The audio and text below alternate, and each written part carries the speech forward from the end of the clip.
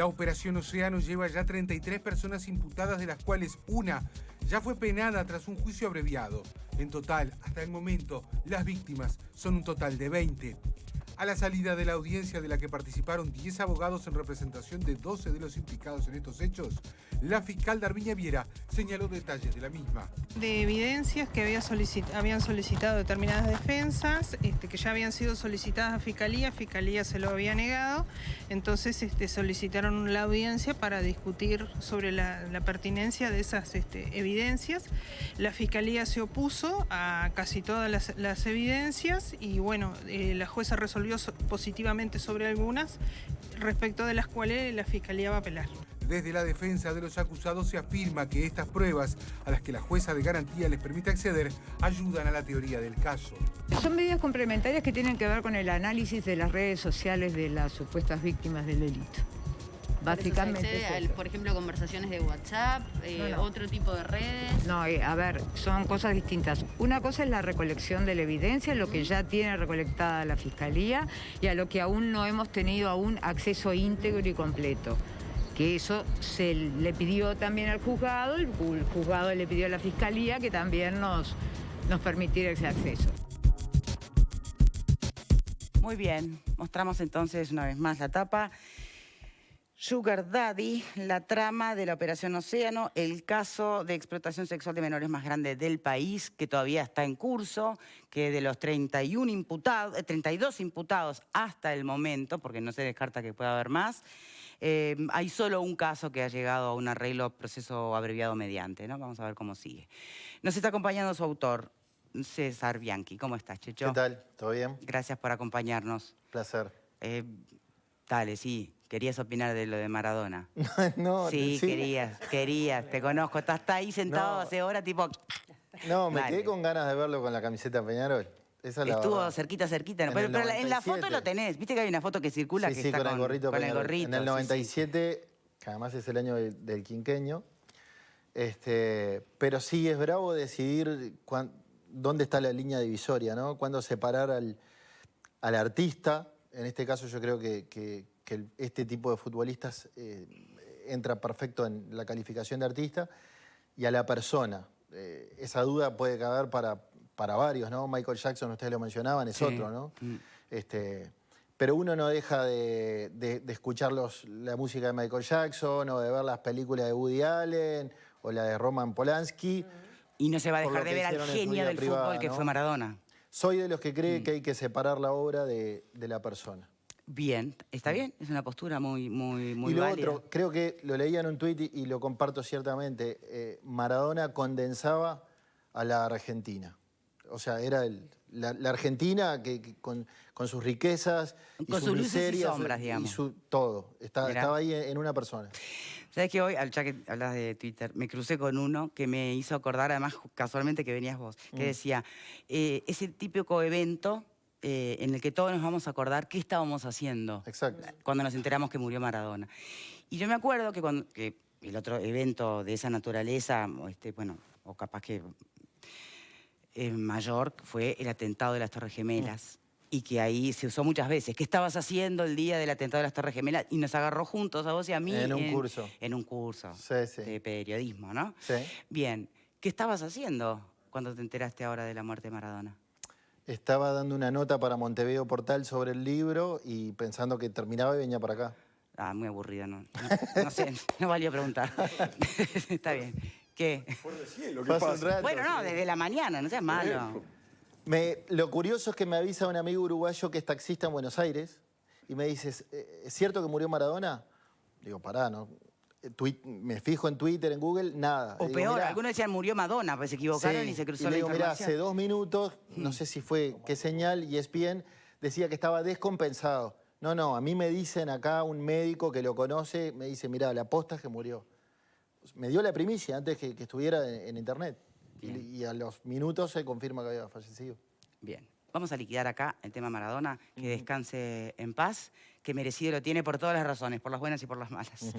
Y vamos a concentrarnos entonces en esta investigación. Hay otro libro circulando también, nuevo, sobre, creo, Operación Océano. Sí, de Eduardo Barrenechea. Ahí está. Bien. Debo confesar algo y es, Una cosa que tiene este libro, que no sé si tiene el otro, pero que lo hace a Sugar Daddy en extremo interesante y delicado, es la entrevista que está al final, es el último capítulo, a una de las víctimas.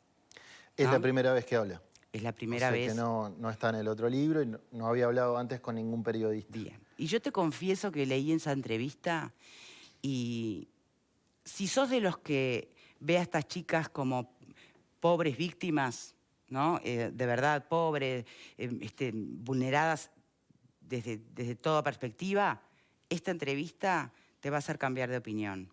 O por lo menos te va a complejizar más tu forma de verlo y sentirlo. Si sos de los que cree que no son ningunas víctimas, que en realidad son unas busconas, y también te va a hacer cambiar la perspectiva y verlo y sentirlo de otra manera. O sea, que es un libro que tenés que leer, porque nos ayuda, creo que suma a la aproximación a estos temas, ¿no? Y corta con esas dicotomías o esos extremos. Y nos pone enfrente la complejidad tanto mayor que supone lidiar con estos casos, con estas situaciones, ni que hablar humanamente, pero también para la justicia. ¿Cómo lo sentiste vos en esa entrevista en concreto, mientras la ibas haciendo? Estoy de acuerdo, es así. Yo tenía el libro prácticamente terminado en un 90%, pero sentía que le estaba faltando algo. Yo ya había hecho la gestión con quien yo bautizo Candela, sí. Candela G. G es la inicial del apellido. Pero en su momento ella prefirió no hablar. Hay una cuestión también de respeto de las víctimas, no mencionarlas. Sí, efectivamente, cuando en agosto yo empiezo a hacer este libro, la contacto y ella me agradece la oportunidad, pero entendía que no se sentía preparada para hablar. Yo seguía adelante con la investigación, metiéndome de lleno en el expediente, buscando testimonios de otras víctimas, de imputados, de abogados, de las fiscales. Y sobre el final, yo un día antes había publicado una nota en Montevideo Portal, donde uno de los imputados, Diego Sucena, quería hacer un descargo. Y me entregó una carta con una suerte de descargos para que yo publicara en Montevideo Portal. Publico esa carta, entre otras cosas él decía que había sido engañado por la víctima, por Candela, quien dijo que tenía 31 años. Cuando ella ve eso, pone el grito en el cielo y me escribe. No es verdad, nunca dije que tenía... Es cierto que mentira. O sea, que lo que la impulsó de alguna manera fue querer decir que este señor mentía. Exacto. Bien. Nunca dije que tenía más de 20. Reconoce ella, lo ha hecho en fiscalía, lo dice en la entrevista, que mentía a su edad y decía ser mayor de edad para engañar. También decía que iba a la facultad, iba cambiando las facultades a las que supuestamente iba. Pero no es cierto, nunca dije 31 años. Y además están diciendo disparates porque dicen esto. Y le digo, mirá, es la oportunidad, es ahora. ¿Querés salir a dar tu versión? Además, hoy ella es mayor de edad. ¿Por qué no nos juntamos y charlamos? Bueno, está bien, tenés razón. Ahí coordinamos el encuentro, largo, de 1 hora y media. Es una charla en la que... ¿Qué conclusión sacás, Checho? Yo creo que vos lo resumías bien. ¿Fuiste con alguna idea prehecha, formada, supongo? Soy humano y es complicado abstraerme de los preconceptos, ¿no? Pero estaba también muy imbuido, muy influenciado por lo que me habían dicho unos y otros. Por un lado, el cuerpo de fiscales y la propia Garbiñe Viera, que me habían pedido, sugerido que hiciera un libro con visión de género. Por otro lado, abogados de los imputados. Pero pará, ¿qué es un libro con visión de género? Yo interpreté como tengo que tener una bajada editorial que esté del lado de las víctimas. Esa es la interpretación que yo hice. ¿Tú crees un libro con visión de género? No, estoy diciendo lo que me pidió Garbiñe Viera. Sí. Del otro lado, los abogados de los imputados que me decían, ahora que escuchaste todo y que sabés la verdad de la milanesa, nos vas a defender a nosotros, que fuimos engañados y no tuvimos nada que ver. La verdad, al terminar la investigación es que hay una visión de género, pero del otro, ¿no? Exacto, del otro género. Sí, exacto. Lo cierto es que al terminar la investigación me encontré con que hay de todo y algunos tienen razón en una cosa, otros tienen razón en otra. Y mi cometido, el lector juzgará si lo cumplí o no, fue pararme en la mitad y contar las dos campanas. En uno de los capítulos, tú que lo leíste, hago una suerte de relato oral entre los que dicen uno y los que dicen otro, como en paralelo, para que el lector saque sus conclusiones. Pero para contestar tu pregunta, creo que es víctima, creo que es una chica muy vulnerable, no tanto por lo económico, estamos hablando de una chica y varias de Sí, sí, ellas porque de de clase hecho media. ella declara no pasaban tener hambre. ninguna necesidad de nada. Ninguna necesidad, no pasaba hambre, Sí. clase media, padres trabajadores, no vive en un barrio marginal, sí en un barrio trabajador, obrero, pero tenía otras vulnerabilidades, tiene otras vulnerabilidades, bueno, emocionales, Exacto. claramente emocionales. Sí, que tienen que ver con salud mental en Sí, realidad, ¿no? también. Con diagnósticos Con la que medicación ella, que ella- cuenta con total naturalidad. Sí, Una naturalidad que uno observa en la evolución de la entrevista, que ella no sabe cuidarse. Lo notaste tú también, obviamente, Checho, ¿no? Sí. Ella no sabe cuidarse. Esa es la primera razón por la que uno la visualiza víctima. Porque incluso... ella misma no en se algún visualizaba víctima en su inicio, ¿no? No, y después te dice que sí, pero en una parte de la entrevista... claro, no quiero spoilear Spoilear. el libro, ¿viste? Pero hay una parte de la entrevista en la que cuando le preguntas por el futuro, ella no descarta tener un nuevo sugar daddy. Entonces... Tal ahí- vez uno, dice. Sí. Entonces ahí, digo, es tan complejo de verdad, tan difícil para... Yo supongo que seguramente ella pueda estar viendo hoy, o su familia... para esa mamá, sobre todo la mamá, que ella misma cuenta que es quien más la ha apoyado. Supongo que debe ser muy difícil para un hombre en esta cultura machista, además, poder lidiar con estas cosas con sus hijos, ¿no? Pero de verdad, cualquier idea que uno tuviera previa, les aseguro que después de leer este libro solo te llenas de dudas.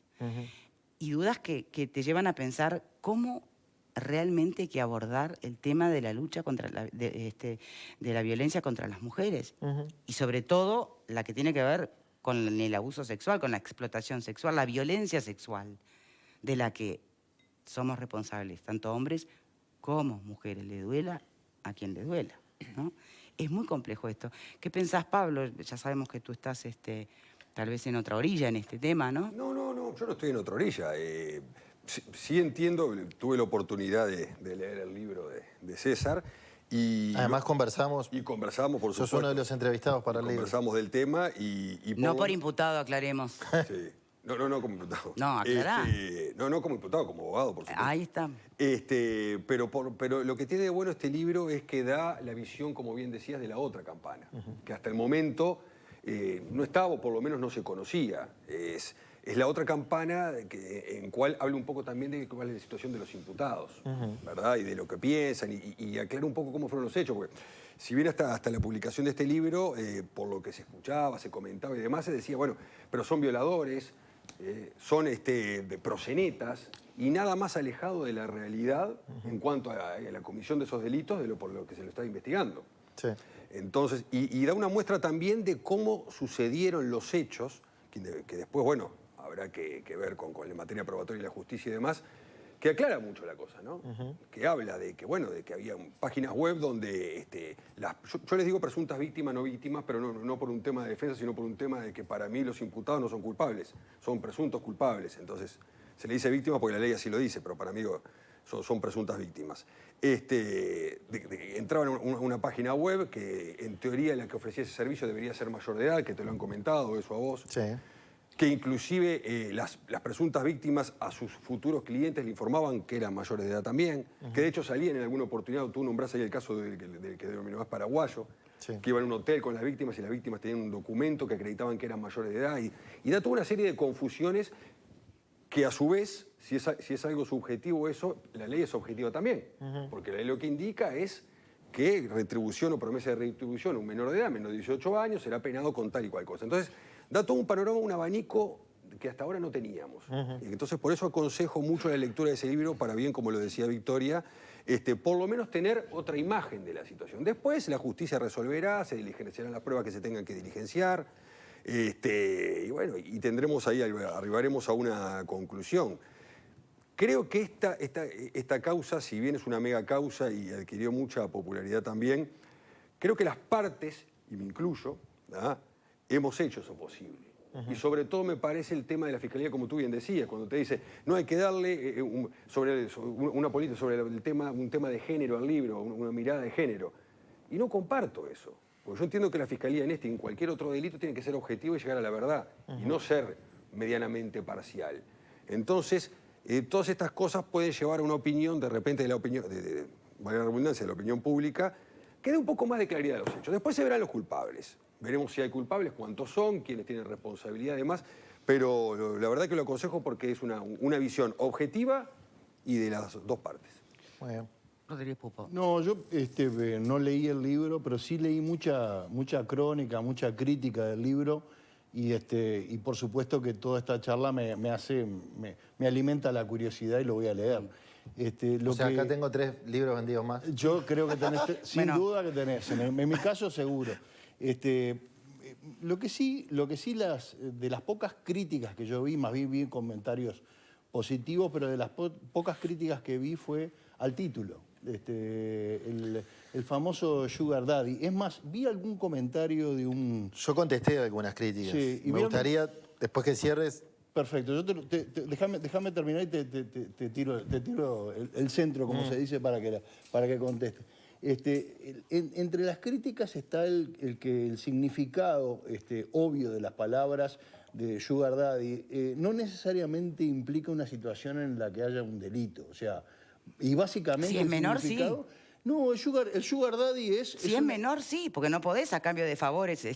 Si me permitís, Victoria, Perdón. con el mayor de los respetos, pero yo fui a Wikipedia y el Sugar Daddy es la relación entre un mayor y alguien con menos años, no necesariamente con una menor de edad. Bueno. Entonces hubo mucha gente que se sintió que estaba en ese tipo de situaciones, pero que no estaba incurriendo en un delito. Por ejemplo, alguien que tiene una relación ocasional... Está bien, pero por eso te digo, si es menor, sí es delito. Si es menor, sí, pero el Sugar Daddy, tal cual está, no necesariamente implica una relación donde necesariamente haya un delito. Y vi alguna apelación que hizo, no sé si antes o después, Antonio Ladra, donde además extendió el concepto en un tuit, el concepto de Sugar Daddy vinculando a Miguel Toma, y lo puso, para mí Miguel Toma está dentro de los Sugar Daddy.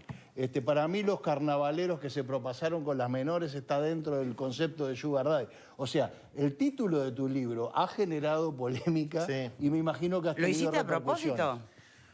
No, no lo hizo a propósito. ¿A qué figura tenías en mente? ¿Al que comete el delito, al que está con menores, o al que a cambio de favores simplemente sale con alguien un poco menor? Te lo explico así. Porque entonces también el hombre muy mayor, ricachón, que se casa con una más joven, es un sugar daddy. En Twitter varios cuestionaron el título como diciendo que había sido demasiado duro con las chicas, como que ellas estuvieran buscando un sugar daddy, que les parecía inapropiado. Ahora, las evidencias son demasiado fuertes y son las siguientes. Ellas confiesan en fiscalía, y específicamente tú que leíste la entrevista, Candela G., ella me confiesa a mí que buscaban un sugar daddy. Y que no descarta buscarlo en el futuro, además. Y que lo googleaban y que buscaban un sugar daddy. Sí. Ellos, a su vez, varios de los imputados, declaran haberse ofrecido como sugar daddies. Hay uno de ellos que tiene un posteo hay que en decir Instagram. qué buena gente, qué buenos. ¿Qué hay que decir? Y después tenés a las fiscales que cada vez que entrevistaban a un imputado le preguntaban, ¿usted sabe lo que es un sugar daddy? ¿Usted es un sugar daddy? ¿Usted sabía que es un sugar daddy?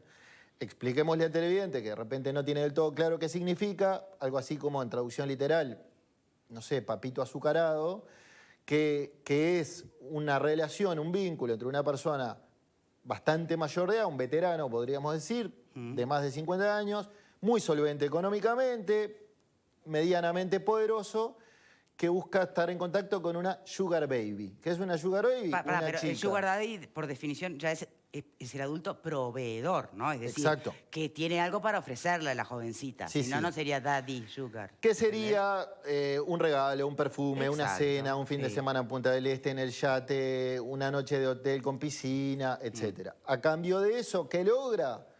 Favores sexuales o caricias o mimos de una chica muy menor, que es de no haber habido tal pago o tales regalos, no se hubiera fijado en él. Si fuera la chiquilina mayor de edad, podría ser prostitución lisa y llana, ¿no? Legalmente, un trabajo, la prostitución. Yo creo que hay un matiz ahí, porque la prostituta tiene una tarifa y yo te ofrezco tal y tal servicio sexual y mi tarifa es tal. En este caso es todo un poco más vago Sí, sí. y es un contrato tácito, podríamos decir. Sí, sí, sí. Pero me llamó la atención cuando cuestionaban el título, porque las fiscales hablan de Sugar Daddy todo el tiempo, porque ellos se ofrecían como tal y porque ellas confiesan que buscaban eso. Ahora, ¿es importante cuestionar el título? ¿Cambia en algo? Yo entiendo lo que planteaba, que se sintieron aludidos personas que no estaban en realidad cometiendo ningún delito, ya sea porque no están con menores, o porque capaz que se casaron con gente menor, o tienen un vínculo afectivo y estable con una menor, menor que ellos. Menor que o muy menor. Pero ¿tiene pasa es sentido que quedarse en el título? Si me permitís, Sí. Darviña Viera hace mucho hincapié en la simetría de poder. Sí, claro. Que tiene que ver con lo de Sugar Daddy. Mucha diferencia de edad, el hombre solvente económicamente con una chica que no lo es. El tema es que la simetría de poder como tal no está condenada por la ley. O sea, la simetría de poder no es un delito. Exacto. El delito, según nuestra ley, es porque ella es menor de edad. Punto. Exacto. Te puede parecer muy arbitrario, poco arbitrario, pero es lo que todo el mundo tiene que saber, ¿no? Sí, por aquí. Bueno, yo tengo una opinión que justamente se basa en eso que tú señalaste recién, iba a decir. En un fenómeno tan complicado socialmente, donde efectivamente hay quien tiene poder y otro que no tiene, alguien que es muy vulnerable y otro que hace uso de esa vulnerabilidad, ¿qué querés que te diga? Me pongo del lado del vulnerable y del que efectivamente está sometido, ya sea por sometimiento económico, porque obviamente se hace a favor, a cambio de cosas, ¿no? En este caso económica, ya sea en plata o en una vida que aspiran a tener y no tienen. Y estas personas con su yate o con su dinero o con su poder se lo pueden dar.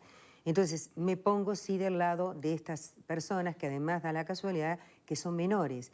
Y digo más, digo, qué suerte que esto hoy se está diciendo y hablando, porque yo estoy segura que parte de la hipocresía de la sociedad uruguaya y otras sociedades, no tengo por qué decir solo la uruguaya, estos fenómenos de relación entre personas muy grandes, muy poderosas y niñas, bueno, recuerdo el caso de Berlusconi con las niñas en Italia, ¿no? ¿Para qué irme? Voy a un presidente que hacía esto y que lo hacía obviamente porque era el presidente. Entonces, qué suerte que estas cosas las estemos hoy hablando y las estemos denunciando y estemos investigando hasta dónde va la cosa. Porque en realidad en otro momento esto no se sabía, se ocultaba, aunque ocurría. Entonces me alegro, por un lado, de que se sepa, de que se averigüe, de que se investigue, de que efectivamente no haya límite para que esto avance. Y por otro lado, me apena porque yo soy de las personas que considero que la prostitución, más allá de que hay incluso redes de mujeres que la defienden como un oficio digno y digno de ser, para mí es lo más vejatorio que hay para una mujer. Vender su cuerpo, a veces para comer o para vestirse, O sea, para ti son víctimas a toda edad, entonces. Para mí es lo más triste que le puede pasar a una mujer, pero peor todavía cuando se inician como mujeres, como niñas o como adolescentes, se inician bajo este rótulo de usar el cuerpo para beneficiarse con algo, que en realidad termina siendo algo material. ¿No podrá ser parte de la libertad que tanto reclaman las propias feministas? Pero ahí es donde está el tema famoso de la libertad. ¿Libertad para qué? Porque libertad para qué. Incluso el proceso natural de estos fenómenos siempre terminan siendo personas... ¿Hay que cuestionarla? ¿O No, dejaría de ser terminan libertad? siendo personas que no son libres después, terminan siendo personas sometidas. Eso es lo que más o menos indica la historia de estos procesos en la vida de estas mujeres. Pero hay casos en los que, obviamente, terminan sometidas por falta de elecciones u opciones u oportunidades en la vida, lo cual supone y nos obliga a mirar la cosa mucho más en profundidad, ¿no? Que tiene que ver con la mala distribución de la riqueza, con un montón de cosas. Pero hay otras que se someten voluntariamente y no por necesidades, por otras razones. Y ahí también hay diferencias, ¿o no? Siempre vas a encontrar que las razones tienen que ver con un estatus más alto que el que ellas tienen. Siempre vas a encontrar que en el fondo de esas razones hay vulnerabilidades, ya sea por protección, porque necesitan protección, porque muchas de ellas terminan con un proxeneta que las explota. ¿Cuántas empiezan en una relación y terminan luego con un proxeneta que las protege del abuso de otros? porque es un camino, es como si me dijeras la libertad de drogarse. Claro que existe la libertad de drogarse y de vivir drogado en la vida, pero bueno, yo como persona y como mujer pienso que esa libertad de vender el cuerpo para conseguir algo me parece que es lo más vejatorio para una mujer. Así lo siento. Bien, Pepe. Checho, no compré tu libro, lo haré. Tengo mucho respeto por tu trabajo y curiosidad también. Tu libro. Muchas gracias. Si hace descuento, súmame. Ahí va. La curiosidad es esta. Lástima no traje para vender acá. ¿Por qué escribir un libro cuando la causa está transcurriendo, cuando los hechos todavía continúan? Porque me parece que es como poner la vara muy alta en el género, ¿no? Y particularmente porque vos también, como periodista de coyuntura, cuando ocurren hechos y episodios, y lo haces a través de Montevideo Portal u otro medio, podés, digamos, actualizar la información. En el caso del libro, es un poco bastante más complejo. Quizás pueda haber otra edición de acuerdo a cómo transcurran las cosas, pero ¿por qué decidiste escribir ahora, en este momento? Gabriel Pereira me preguntaba lo mismo y lo que yo le contesté es que me parece que había muchas zonas opacas que a mí me despertaban la curiosidad como periodista y no me quería quedar con el minuto y medio en el noticiero. Quería ir un poco más allá y conocer las historias de vida. Nadie fue a ver qué opina, qué tiene para decir el único que está preso de los 32 imputados. Bueno, yo quería saber qué tenía para decir, que además no solo está sospechado de explotación sexual de menores, sino además de proxenetismo, que es bastante más allá. O sea, lo llamaban el paraguayo, ¿es paraguayo? No, es uruguayo, tiene residencia en Paraguay. ¿Cuál es la historia de vida que lo llevó a esa noche fatídica en Punta del Este y esa riña que tiene en la calle? Las víctimas no habían hablado en ningún medio, pero en no ningún se supone lado. que había que... Pero esa es la parte que yo no entiendo y te pregunto a ti. Sí. ¿Qué es lo que... qué valoraciones hiciste? La historia. Sí, pero... Sin identificarlos. La no revictimización, el no aportar información que pueda entorpecer a la investigación, todos esos elementos al periodismo lo ponen en jaque. Seguro, al escritor, pero ¿no? es que desde la visión de Fiscalía, ni este libro, ni el anterior libro, ni un montón de notas periodísticas que han revelado detalles del expediente, entienden que está mal. Entienden que está mal. Darviña Viera lo dijo claramente, el periodista que revela detalles del expediente, que además está reservado a terceros, o sea que los periodistas no tenemos acceso al expediente, no deberíamos tener acceso al expediente, a su juicio está mal. El tema es que tenemos misiones distintas. El periodismo tiene una misión muy distinta a la de Fiscalía. Fiscalía tiene que investigar, Justicia tiene que juzgar, los abogados, los defensores tienen que defender a los imputados y mi público es la gente. Entonces yo lo que quiero es mostrar todas las cartas y decir las piezas que te faltan del rompecabezas para entender esta historia son esta, esta y esta. Y en tal sentido, el mano a mano con Candela me parece que ilumina un montón de zonas oscuras. Sí. Por un lado sí, y por otro lado puede pasar lo que y me también pasó a deja mí, ¿no? dudas. Te complejiza muchísimo más la forma de mirar estos temas. Porque además, insisto, para mí no es nada menor, y los especialistas lo podrán decir o avalar, cuando atraviesa tus decisiones un diagnóstico que remite a problemas emocionales o psicológicos, la cosa cambia. Sí, y sobre todo si ese trastorno... Porque esa libertad, perdón, ¿no? Ya cambia, ya es más cuestionable. ¿Qué tan libre sos en esas situaciones? Y te decía, sobre todo si ese trastorno además no lo tiene solo ella, no lo tiene la principal víctima. Es un trastorno de personalidad que es compartido con otras de las víctimas. Pareciera ser un común denominador, eso ya sería demasiado Y por decir. lo menos hay 3 o 4 que tienen el mismo trastorno de personalidad. Ustedes lo van a leer y van a sacar sus propias Son conclusiones. 19 las víctimas, no todas. Pero de verdad que a mí me impactó muchísimo. No estaba en la baraja ese detalle. Y no es un detalle menor. A vos no... Claro que estás del lado de la defensa, ¿no? Pero ¿no te cambia? A mí no es que me cambie o me deje de cambiar en la línea de defensa. Yo entiendo... Mirá, mi cliente no lo advirtió. Yo no puedo hablar de la causa, pero yo lo que entiendo acá que hay muchos detalles de la investigación, ¿verdad? Que no se saben o que no se tienen en cuenta por el público, que a medida que vaya avanzando va a ir cambiando bastante la opinión de la gente. Eso es lo que yo puedo adelantar. A medida que esto vaya avanzando, va a ir cambiando la opinión. Comenzamos con una opinión a principios de año sobre esta operación, que poco menos que eran proxenetas internacionales. La situación ha variado, y a medida que se va investigando, uno se va dando cuenta de pronto de ciertas cosas, de la inducción en error en algunos casos, en otros no. Vamos a entenderlo, porque acá no son ni todos Bambi, ni todos demonios. Pero acá hay responsabilidad de ambas partes. Esa es la realidad. Y son muchos los casos, y hay responsabilidad de ambas partes. Algunos fueron inducidos en error. Y para ser inducido en error tenés que tener una parte que lo haga. Esa es la situación. Y esto es por dinero. Algo que es recurrente en el relato de ella, y que es obvio que alguien se lo dijo, y alguien se lo explicó, y ella lo usa mucho. Yo quiero saber los abogados qué opinan de esto. Ella dice, nadie me pidió la cédula, ese es el tema. Yo creo que Mentir sobre la edad, sí, pero nadie me pidió la cédula, ese es el tema y lo repite varias veces. Sí, de hecho, ese es el Semanario Búsqueda y Montevideo Portal tomaron eso como la gran primicia del libro, que ella dice, ninguno de los imputados me pidió la cédula. También debo decir que me llamó algún abogado después y me dijo, eso no es cierto, tengo evidencia de que mi imputado le pidió el documento. Claro. Y a otros diputados me dijeron a mí, yo le pedí el documento. Pero aparte, legalmente... Entonces eso legalmente se va a tener que demostrar en la justicia. Sí. Legalmente no te obliga a pedir la cédula.